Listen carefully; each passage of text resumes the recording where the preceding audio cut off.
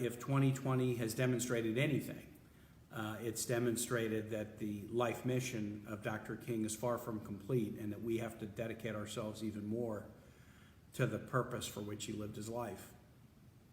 In 2020, we've suffered through a once-in-a-century global health pandemic, and we know who suffered the most, who disproportionately gets coronavirus: African Americans and Latinos. Who has died disproportionately of coronavirus? Minorities, especially African Americans. Who has lost their jobs, particularly because of coronavirus? African Americans, Latinos, other minorities, young people, women, those working at the lower end of the salary and wage scale. This has touched everyone. My wife and I have had coronavirus, and 2 of our 3 children were laid off for months because of the pandemic. But it doesn't touch everybody equally. Again and again and again, what we've seen during 2020 is, in this crisis moment, the shocking inequality that remains in our country, in contravention of our original promise about ourselves, still is obvious and compels action.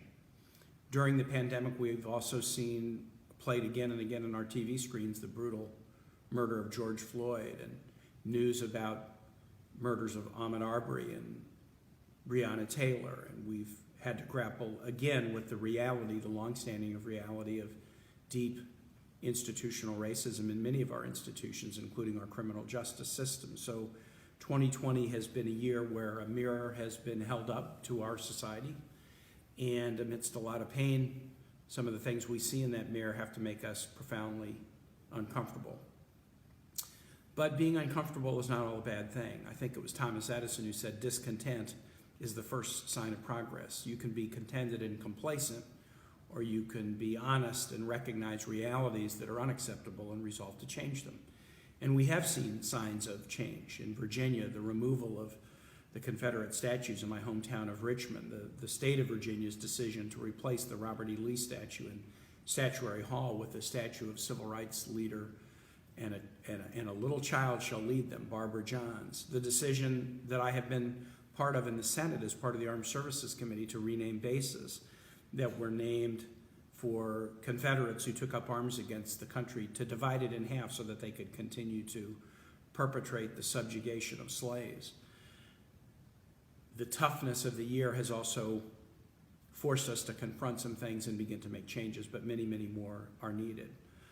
I know as you gather on this Martin Luther King Day to grapple with the meaning of 2020, the real reason to do it is to look ahead to 2021. An inauguration, a new chapter, new opportunities to embrace new policies that will move us closer to the North Star of equality that Dr. King died for, but more importantly, that Dr. King lived for.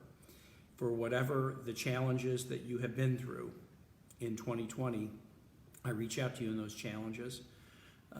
But I also know one thing very profoundly, that often the periods of the most significant progress occur after some of the periods where the challenges have been the most intense. We've been through an intense challenge. It's not over.